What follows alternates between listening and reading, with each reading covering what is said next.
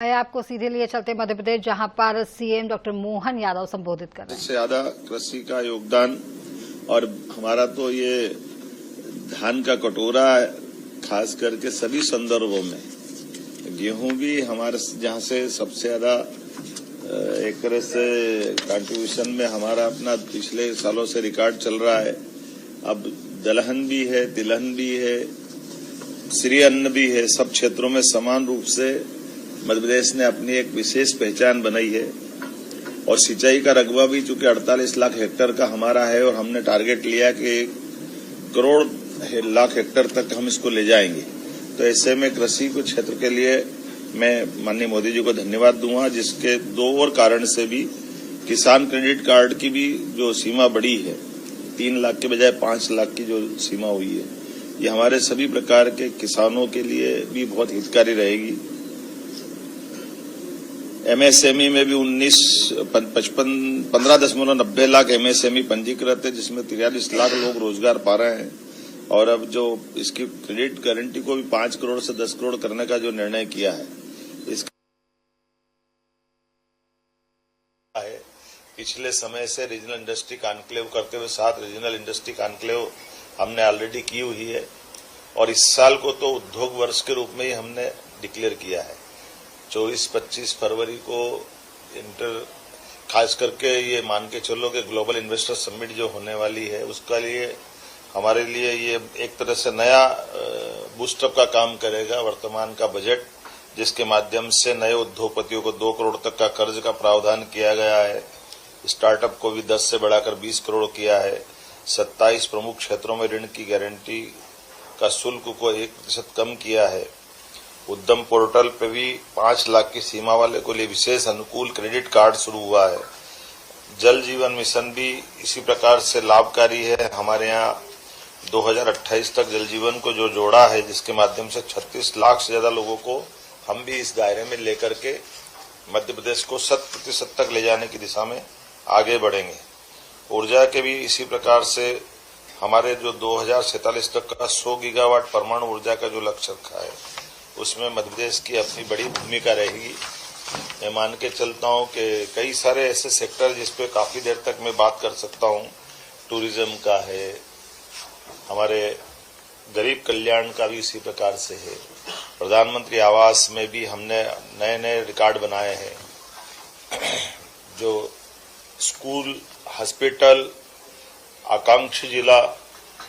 खास करके पूंजीगत सहायता 1.5 लाख करोड़ से निरंतर रखने का जो निर्णय किया है, इसमें प्रदेश को 12,000 करोड़ का ब्याज रहित ऋण भी प्राप्त हो सकेगा। ये बड़ा हमारे लिए हमारी अर्थव्यवस्था के लिए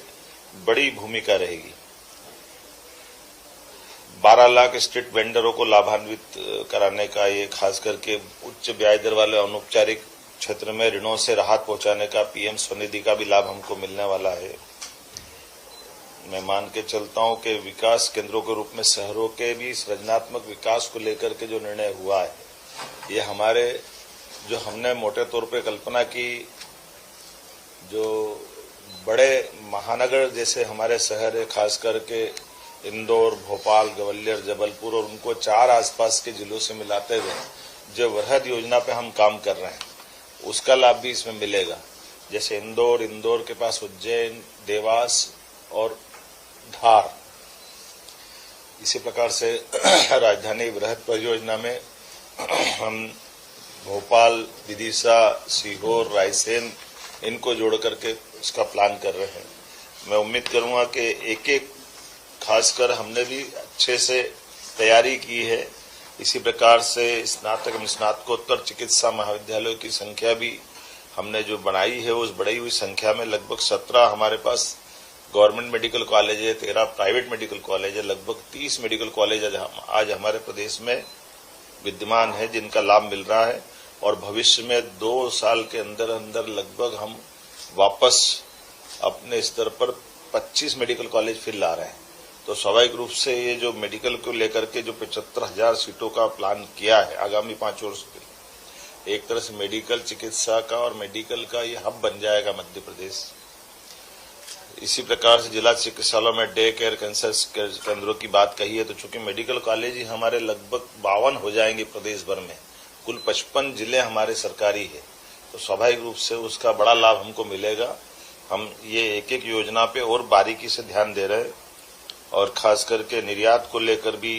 वाणिज्य मंत्रालय, एमएसएमई मंत्रालय, वित्त मंत्रालय संयुक्त रूप से हमारे लिए निर्यात ऋण तक और जिस प्रकार से अभी वर्तमान का औद्योगिकरण का हमने वातावरण बनाया हुआ है, उसका लाभ इस बजट से हम काफी अच्छे ढंग से लेने वाले हैं। मुझे इस बात का गर्व है, बहुत कम राज्य सरकारें होगी जिनने एक तरह से माननीय प्रधानमंत्री जी की मूल भावना जो ज्ञान के रूप में से आ रही है, गरीब, युवा, महिला और अन्नदाता किसान, एक तरह से इस चारों सेक्टर को लेकर के हमने विधिवत प्लान किया है और 3 की नीतियां हमने कैबिनेट से अप्रूव करा ली है और किसान की नीतियां भी इसी माह होने वाली। जब तक ग्लोबल इन्वेस्टर समिट होगी उसके पहले किसान आधारित नीतियों को भी हम अपने सरकार के प्रमुख एजेंडे में लेकर आएंगे। मित्रों, आज एक और बड़ा कारण है, मैं जापान से यहीं दिल्ली में उतरा हूं और जापान स्वाभाविक रूप से हमारे देश के परिप्रेक्ष्य में एक बड़ी अर्थव्यवस्था है जो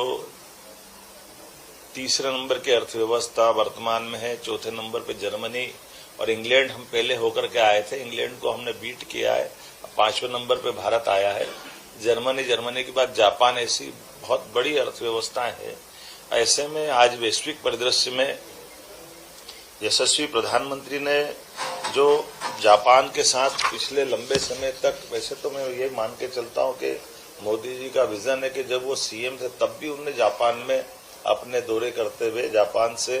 सहज रूप से भारत के साथ व्यापार व्यवसाय के संबंध बढ़े, इस दिशा में उन्होंने काफी ध्यान दिया है और सभी प्रधानमंत्रियों के साथ माननीय प्रधानमंत्री जी के बहुत अच्छे संबंध रहे हैं।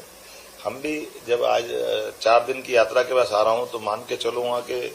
जहां जैसे टोक्यो, ओसाका, जहां हमने रोड शो किए, संपर्क किया, हर स्थान पर बड़े पैमाने पर जापान के साथ निवेश की सभी क्षेत्रों में बड़ी संभावना है। बड़े स्थान पर कई सारी कंपनियां जैसे ब्रिजस्टोन जो ऑलरेडी हमारे साथ विश्व स्तरीय टायर उत्पादन में उनका अपना स्थान है, वो पीथमपुर में हमारे साथ काम कर रही है, लेकिन एक और बड़ा इन्वेस्टमेंट का उन्होंने आश्वासन दिया है। पैनासोनिक जैसी दिग्गज कंपनियां हैं, एनएसके, सानोहो, कामुत्सुई इत्यादि जापानी कंपनियां जो ऑटोमोटिव और मशीनरी क्षेत्र में अपना योगदान दे रही है। मुझे इस बात की प्रसन्नता है कि वहां न केवल प्राइवेट कंपनियां बल्कि गवर्नर के लेवल पे भी,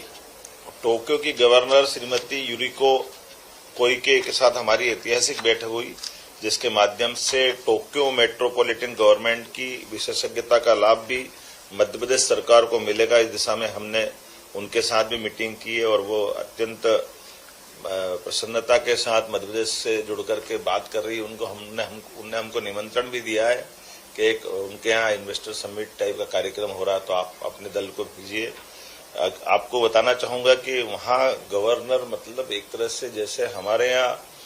सीएम अपनी सरकार चलाते हैं, मोटे तौर पर वहाँ की परंपरा में गवर्नर वो इलेक्टेड होते हैं, आम जनता उनको चुनती है, तो स्वाभाविक रूप से वो लोकल सरकार की तरह, सरकार के मुखिया की तरह काम करते हैं। और एक खास बात ये भी है कि टोक्यो की विश्व की सबसे विकसित महानगरीय अर्थव्यवस्था में से एक है, जिसके अकेले उसकी सकल घरेलू उत्पाद $1 ट्रिलियन का टोक्यो का है। अर्थात उनकी आर्थिक ताकत बताने का प्रयास कर रहा हूं, आपको शायद ध्यान में आएगा। उनके साथ हमने इंदौर, भोपाल में मेट्रो रेल प्रौद्योगिकी, स्मार्ट सिटी समाधान, जल प्रबंधन, कचरा प्रबंधन से लेकर के कई सारे क्षेत्र में और खास करके मेट्रोपॉलिटन गवर्नमेंट की विशेषज्ञता का लाभ भी हमको मिले, इस दिशा में हमने काम किया है। टोक्यो के विकास मॉडल पर भी विस्तार से बात हमने कही है। जापान के विदेश मंत्रालय में उच्च स्तरीय वार्ता हुई, जिसमें उनके उपमंत्री श्रीमान हिसाशी मात्सुमोतो के साथ हमारी बैठक हुई, जिनने अपनी विदेश नीति, अंतर्राष्ट्रीय व्यापार नीति को लेकर के बात कही और जापानी निवेश को सुगम बनाने के लिए विशेष रूप से व्यापार मिशन का आदान प्रदान, कौशल विकास में जापानी विशेषज्ञता की भागीदारी, जापान मध्य प्रदेश औद्योगिक सहयोग फोरम की स्थापना इत्यादि प्रस्ताव पर विस्तार से उनके साथ बात हुई। मैं एक और जानकारी देना चाहूंगा, जापान में बुनियादी ढांचा के विकास को सर्वोच्च निकाय है, जिसके मंत्री यासुशी फुरुकावा के साथ में भी हमने कई निर्णय लिए हैं, जिसमें हाई स्पीड रेल कॉरिडोर भी संभावनाओं पर अध्ययन करने के लिए हमने आपस में बात की है। स्मार्ट ट्रांसपोर्टेशन के सिस्टम के लिए भी, लॉजिस्टिक में भी जापानी मॉडल को अपनाने पर हमारी आपस में बात हुई है। ग्रीन इंफ्रास्ट्रक्चर में विशेष सहयोग के आधार पर प्रदेश के सतत विकास को भी बढ़ावा दिया जा सकेगा। जेट्रो के अध्यक्ष श्रीमान सुसुमु काताओका के साथ भी बैठक में व्यापार व्यवसाय को बढ़ाने की बात हुई। जेट्रो अपने आप में एक बड़ी उनकी अपनी व्यापार व्यवसाय की जापानी कंपनियों को लेकर के एक बड़ा फोरम है, जिसके आधार पर व्यापार व्यवसाय की जायका का भी इसी प्रकार से हमको जायका के उपाध्यक्ष श्री सोहेई हारा के साथ विकास परियोजना पर विस्तार से बात हुई। आपकी जानकारी के लिए बता दूं, श्री हारा ने बताया गर्व के साथ कि मुझे लंबा समय पहले भारत के साथ अपने उनने कार्यकाल में बिताया है, इसलिए उनकी आत्मीय यादें भी जुड़ी हुई है। और उनने कहा सिल्क उत्पादन, स्वास्थ्य परियोजना, बिजली पारेषण, ऐसे में जायका बड़ी योगदान दे सकता है। हमने भी उनसे इंदौर उज्जैन के शहरी परिवहन, जापानी औद्योगिक पार्क, जल संरक्षण, शहरी नवीनीकरण, कौशल विकास, कृषि तकनीक, ऐसी कई नई परियोजनाओं पर लेकर के विस्तार से बात कही है, जिसके बारे में हमको उन्होंने आश्वस्त किया कि हम इस पर आपके साथ काम करेंगे। टोयोटा बड़ी मोटर कारपोरेशन है, उसने भी भविष्य में एमपी के साथ जुड़ने के लिए, जैसे हमने कहा कि मध्य प्रदेश में नेशनल ऑटोमोटिव टेस्ट ट्रैक्स की उपलब्धता है और ईवी का भी मैन्युफैक्चरिंग हब हमारा अपना मध्य प्रदेश बन रहा है, तो बड़े पैमाने पे टोयोटा के साथ भी ऑटोमोबाइल सप्लाई चेन बनाने के लिए टोयोटा कंपनी ने अपने इन्वेस्टमेंट की दृष्टि से काफी अच्छी बात की है। उसके तोशियुकी नाकाहारा डिपार्टमेंट जनरल मैनेजर ने विस्तार से हमारे साथ बात की, जिसमें भविष्य की संभावना, जैसे ब्रिज स्टोन के बारे में मैंने बताया, ये बड़ी टायर कंपनी है और उसके वैश्विक सीईओ श्री सुइची इशिबाशी ने हमारे साथ मीटिंग की है और नई उत्पादन लाइन, R&D सेंटर, कौशल विकास और न केवल रोजगार सृजन बल्कि ऑटोमोटिव सेक्टर के पूरे इकोसिस्टम को वो मजबूत करने के लिए हमारे साथ जुड़ने को तैयार है। सिस्मेक्स के साथ भी जापान की मेडिकल टेक्नोलॉजी वाली कंपनी के साथ में विस्तार से बात हुई है। जैसे आपकी जानकारी के लिए बता दूं, सिस्मेक जो एशिया पैसिफिक में मजबूत उपस्थिति रखता है और भारत में तो 93 से काम कर रहा है और मध्य प्रदेश के सभी शासकीय हॉस्पिटल में विभिन्न प्रकार की जांच में इसकी बड़ी भूमिका है। और उन्होंने कहा कि हम अपने आपके मध्य प्रदेश के मेडिकल डिवाइस पार्क में अपनी यूनिट लगाने को तैयार है, ताकि उनकी बनी हुई मशीनें वो पूरे देश में भी और देश के साथ एशिया और दक्षिण एशिया में भी वो वहां से सप्लाई करेंगे, ऐसा उनका बड़ा प्लान बना है। पैनासोनिक एनर्जी के साथ में भी हमने मीटिंग की है और पैनासोनिक एनर्जी के कार्यकारी अध्यक्ष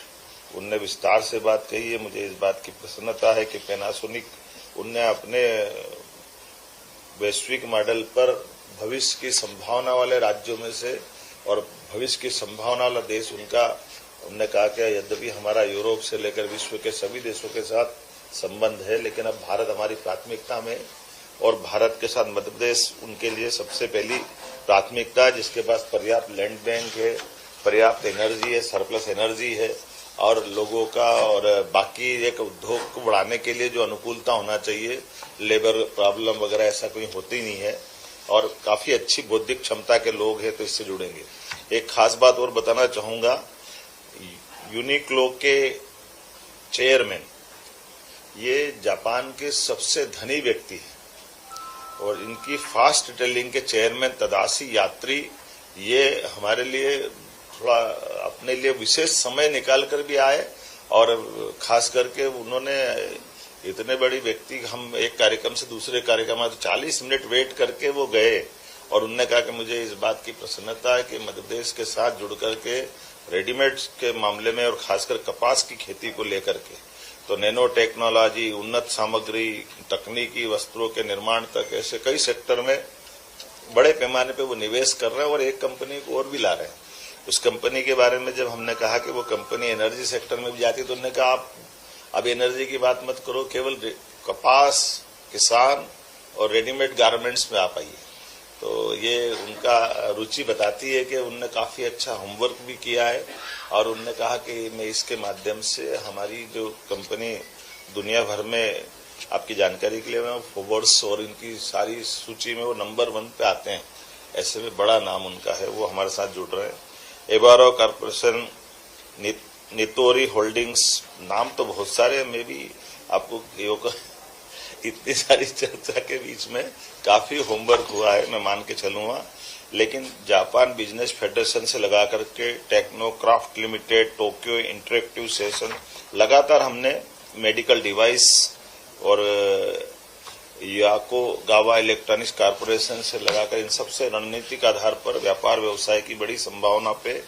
हमने काम किया है, जिसमें खास करके जैसे किटामुरा केमिकल्स, ये रसायन उद्योग में बड़ी उन्होंने संभावना दिखाई है। निप्पाई कोई इंजीनियरिंग में, एप्सन इलेक्ट्रॉनिक्स में, मित्सुई ऊर्जा रसायन में, हिताची विद्युत उपकरण में, नोकिया आईटी हार्डवेयर में, सुमितोवा वित्त में, सोजिट्स इंजीनियरिंग में, यासुदा लॉजिस्टिक्स में, जापान लॉजिस्टिक्स में, ऐसी कई कंपनियां बड़े पैमाने पर मध्य प्रदेश के साथ जुड़ना चाह रही है और इन सबको निमंत्रण दिया है हमने 4 दिन की इस यात्रा में। एक तरफ हमने व्यापार व्यवसाय की बात भी की तो दूसरी तरफ यूनेस्को के माध्यम से जो एक विरासत है क्योटो में, जिसमें माननीय यशस्वी प्रधानमंत्री स्वयं भी गए थे, तत्कालीन प्रधानमंत्री शिंजो आबे के साथ में, वो उस स्थान पे जाकर हमने देखा तो बौद्ध धर्म के साथ हमारी